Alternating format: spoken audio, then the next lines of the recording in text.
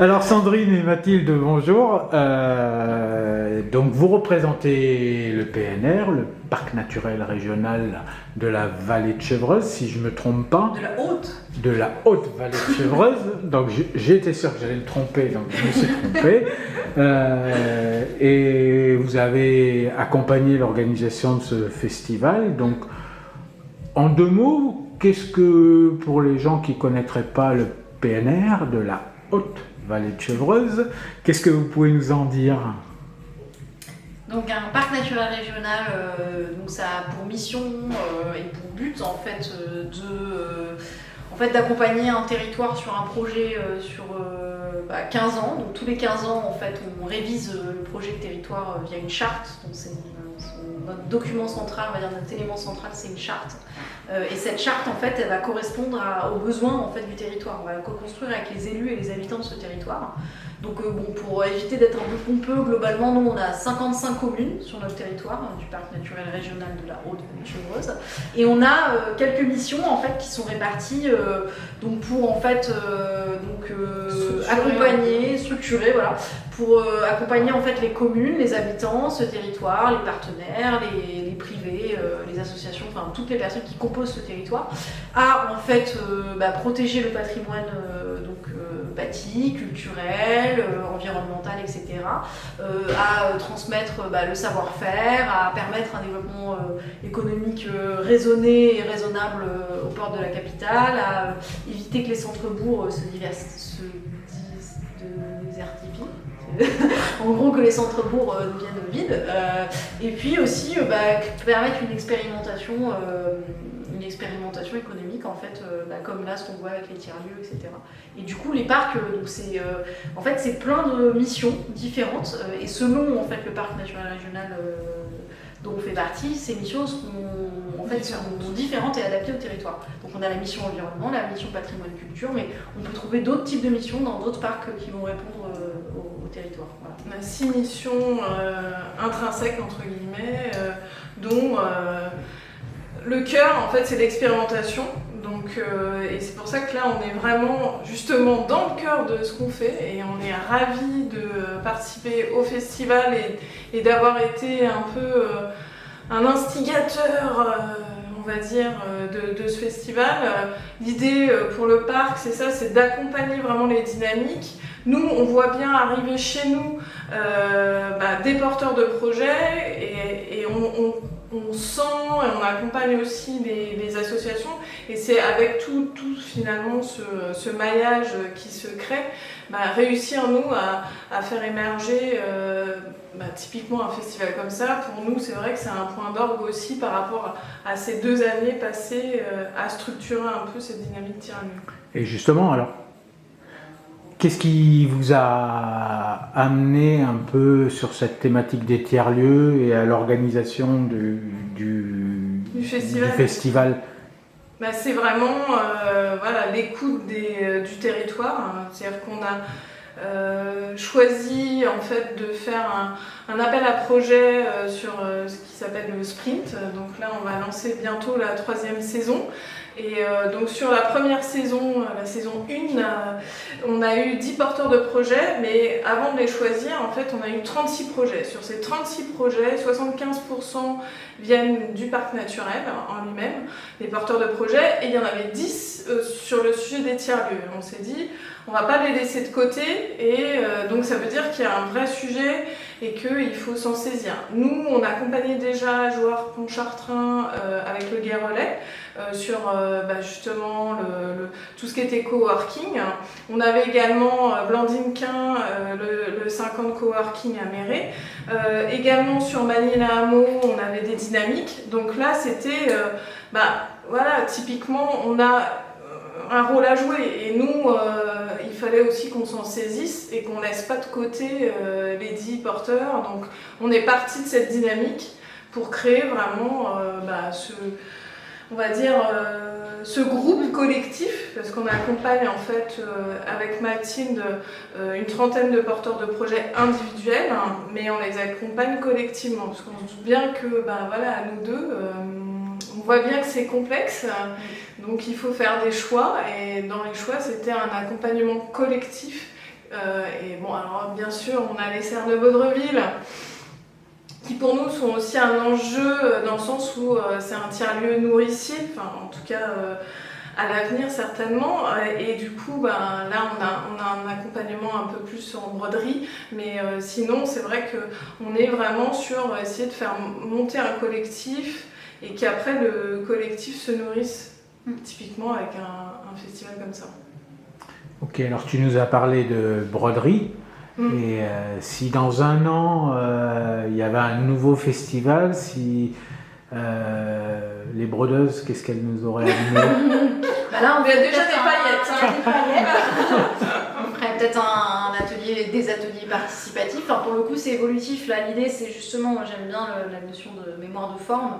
En fait, le matelas mémoire de forme, c'est un peu comme on arrive et on commence à empreindre notre matière dessus, puis ensuite quand on s'en va, ça se relâche tout doucement. L'idée, c'est un parc, c'est aussi ça, c'est un peu un modèle souple sur lequel on va... Sur un an, il va peut-être se passer des choses complètement différentes. Il y aura peut-être là, typiquement, je sais pas, une pénurie d'essence, et il va peut-être y avoir des besoins et des demandes qui vont ressortir de ça, ou d'autres choses, des choses peut-être plus positives. Et du coup, nous, on va être là pour répondre le plus rapidement possible à ces besoins, ces demandes, et aussi à ces porteurs qui proposent des solutions, ou en tout cas qui ont des projets. Et du coup, l'idée, c'est peut-être que dans un an, on ne sait pas ce que ça peut être, en fait. Et justement, c'est ça le challenge. C'est que là, on a des porteurs, on a un réseau, on a des gens qui commencent à partager des valeurs, et à partager pas que des valeurs, parfois du matériel, des compétences, du savoir-faire. Il y a des moments de rencontre concrètes sur lesquels on anime et sur lesquels des personnes se rencontrent avec beaucoup de choses qui en ressortent. Et en fait, on se rend compte que en fait, il y a des fois des choses qui ressortent qu'on n'a pas du tout prévues et sur lesquelles il va falloir s'adapter, alors que c'est pas forcément notre mission à la base, ou en tout cas on l'aurait pas imaginé comme ça. Et eux non plus, c'est-à-dire qu'ils n'auraient pas imaginé forcément qu'une structure publique puisse les accompagner sur certaines questions. Quand on a construit l'accompagnement, au début, on nous a dit bon alors ok, donc vous allez nous accompagner collectivement, donc alors dans un mois, qu'est-ce qu'il y a, dans 2 mois, et au début, c'est vrai qu'on avait Léna qui était là aussi en stage pour nous aider sur les serres de Baudreville et également la dynamique collective. Et nous, on s'est dit, en fait, on va reprendre les fondamentaux, donc on va repartir de ce qui existe, essayer de nourrir justement le groupe. Et puis, après, nous, on avait fait, entre guillemets, notre travail de préparatoire, de formation. Et après, on est parti aussi, comme tu le dis, du terrain, c'est-à-dire des questionnements des tiers-lieux. Qu'est-ce qu'ils ont besoin demain? Donc là, il y a des tendances. On voit bien que typiquement l'accompagnement des mairies sur ce sujet de tiers-lieux, il faut y répondre. Donc là, on va organiser certainement alors moi j'aime bien dire maintenant des voyages inspirants, c'est-à-dire que les élus vont pouvoir aller visiter des tiers-lieux pour se rendre compte, pour eux, aujourd'hui, je comprends que c'est abstrait, quoi. Donc du coup, aller voir sur le terrain et se rendre compte, concrètement, ce qui existe déjà sur mon territoire ou un territoire proche, et qu'est-ce que je peux dupliquer qui va fonctionner, et prendre tout de suite les ressources. Ça, c'est le modèle. Et puis après, comme tu disais, le fait de faire des ateliers, montrer cette transmission. Enfin voilà, il y a aussi cette force par rapport au tiers-lieu. On est sur la transmission. Il y a une valeur nous, on est dans le développement économique, mais souvent on reparle de la création de valeur. Est-ce que c'est quoi? Je vais sortir je sais pas combien de chiffre d'affaires. On parle de concurrence. Non, en fait, on est sur un modèle qui est en création, qui est en mouvement. Nous, pour l'économie circulaire, on utilise le mot métabolisme. Alors au début, on s'est dit, c'est un peu chercher un peu moins. Mais quand on se rend compte, les tiers-lieux, c'est pareil, en fait, c'est vivant, et ça se construit, et du coup, dans les cheminements, nous, aussi par rapport au parc, on parlait de communication, donc c'est mettre on a en idée, peut-être tous les mois, de choisir un tiers-lieu pour pouvoir faire une communication pendant 1 mois de manière très, très spécifique, et pouvoir typiquement les mettre en valeur sur ce mois. Ok, donc si je résume bien, en fait, votre ambition, c'est d'être les catalyseurs du métabolisme des tiers-lieux, c'est projeter tout ça dans une dynamique et et aider les uns et les autres à se rendre compte de toute la diversité des situations et de tout ce qui peut... Diversité, force, parce que, et je parle beaucoup d'intelligence collective aussi, voilà, et comme tu le dis, on s'invente tous les jours, et tout ce qui va se passer aujourd'hui, toutes les rencontres qu'il y a eu aujourd'hui, bah, ça demain, voilà, ça va se démultiplier, donc c'est ça qui nous nourrit nous aussi, au parc, c'est parce qu'on voit d'une toute petite graine, là ça germe et ça part. Et ça part partout, c'est ça aussi les tiers-lieux, c'est qu'on ne peut pas les mettre dans des boîtes, c'est pas possible, ça part partout. Bon, j'ai bien compris. Vas-y, non, mais c'est comme on aime bien la métaphore excentrique, c'est comme un rond qu'on va faire entrer dans un carré. Le tiers-lieu, c'est pour ça aussi que, en fait, aujourd'hui, il y a eu énormément de discussions et de tables rondes autour de la définition stricto sensu du tiers-lieu. C'est qu'en fait, un tiers-lieu, ça n'a pas de définition. À proprement dit, à part le petit Robert qui va nous en donner une, et chacun a sa définition. Nous, on essaie de donner un cadre parce qu'on est une structure publique, donc on essaye aussi de cadrer un petit peu, mais en fait on se rend compte qu'un tiers-lieu justement c'est vivant, ça évolue et ça n'a pas de... Et ça s'adapte à son territoire en fait. C'est ça, ceux qui vont péricliter, c'est ceux qui ne seront pas à l'écoute de leur territoire et des enjeux finalement d'une commune ou des concitoyens. Quoi. C'est ça.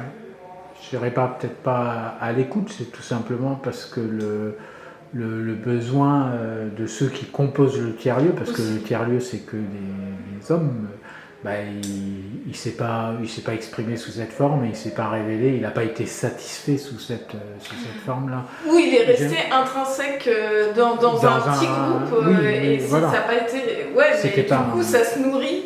Un tiers-lieu se nourrit aussi de l'extérieur. Et souvent, les retours, alors bien sûr, il y a les conséquences externes d'une pénurie, d'une guerre, etc., qui font que, voilà, on a des problèmes, mais mine de rien, ceux qui fonctionnent, c'est ceux qui arrivent à rester agiles et qui, en termes de gouvernance, sont capables de se remettre en question.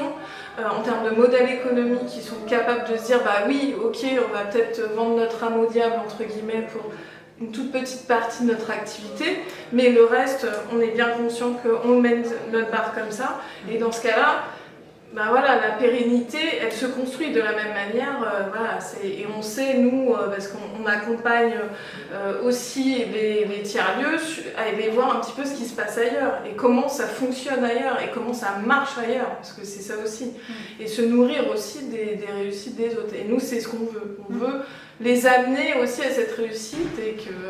on se dit, on se passe dans un an, on se dit, les 12 qui sont ici, déjà, ils sont toujours là, et 2, ils arrivent à croître et à se nourrir les uns les autres, et on voit émerger encore d'autres, et on en entend parler, on imagine un festival deuxième ou dans 2 ans, et pareil, où là, tout le monde se dit, ouais, génial, quand est-ce que il va y avoir l'animation, la découpe laser, quand est-ce que Cécile des Fugaces va nous faire une petite impro théâtrale, et voilà, et ça, on aura gagné. C'est-à-dire que j'ai bien aimé sur la table ronde, en fait, c'est les collectivités, elles ont des coûts, en fait, intrinsèques, et finalement se dire, j'investis dans un tiers-lieu, et ça crée mon lien social, et peut-être que, mine de rien, ça me sert pour mon territoire, et ça crée de la valeur pour mon territoire, quand on sera sur cette démarche, je pense qu'on aura vraiment passé une belle étape, quoi. Ça serait bien que toutes les collectivités territoriales entendent ce discours, c'est que finalement, un lieu, c'est un endroit où les gens se rencontrent, un peu comme le Forum des Romains en fait. C'est finalement pas grand-chose, mais à partir du moment où on donne la possibilité aux gens de créer du lien, il se passe plein de choses, et comme tu le disais, il y a une petite graine qui pousse, qui germe. J'ai bien compris que vous étiez quand même sensible au cerf de Baudreville, parce que vous m'avez parlé de graines qui germent, de nourriture, de... un parc naturel, c'est ça aussi, c'est accompagner le vivant, et là on est quand même sur de l'agriculture, de l'innovation, Et quand on parle de pont, typiquement on a le manioc qui arrive et qui est arrivé par l'accompagnement sprint de Make Sense, donc un porteur de projet qui maintenant s'installe et fait son manioc localement. Donc c'est toutes ces belles histoires, c'est toutes ces mises en relation qui font que oui, ça germe et ça pousse. Mais il n'y a pas que les serres, justement, c'est la force des tiers-lieux et c'est cet accompagnement collectif qui fait naître vraiment une dynamique telle qu'on le voit aujourd'hui. Je veux dire, tout le monde a le sourire et rien que ça, on se posait la question avec mon mari, on écoutait la télé aussi. Mais finalement, il y a quoi aujourd'hui qui te fait rire, sourire? Rien. Donc là, les tiers-lieux, c'est un moment toujours de partage, toujours avec des valeurs. En tout cas, nous, au parc, c'est comme ça qu'on le voit. Et on a fait signer une petite charte qui vaut ce qu'elle vaut entre nous, où on pose un cadre aussi de bienveillance. Et on veut, le dernier, peut-être le principal, c'est on sourit et on fait sourire. Voilà. Ok, merci pour ces beaux sourires. Et puis, on se retrouvera prochainement, j'espère. Pour d'autres échanges sur les différents tiers-lieux, puisque si mes informations sont exactes, il y a quelques journées portes ouvertes, pas plus tard que demain, qui vont avoir lieu dans les prochaines semaines. Et puis je pense que, comme vous l'avez dit, c'est organique cette affaire, et que le fait de mettre en communication des neurones, ça crée des cerveaux, quoi. Donc, et ça crée de nouvelles connexions. Donc moi j'ai bon espoir, et je pense que c'est un espoir partagé par tout le monde, qu'on crée pas mal de belles connexions à l'issue de cette journée. Et je pense qu'il faut dire merci au parc et à l'Humaine pour avoir pris un peu l'initiative et avoir poussé, catabolisé un peu l'organisation. Bravo à tout le monde, franchement, c'est encore collectif, donc c'est super. Ok, merci. Merci.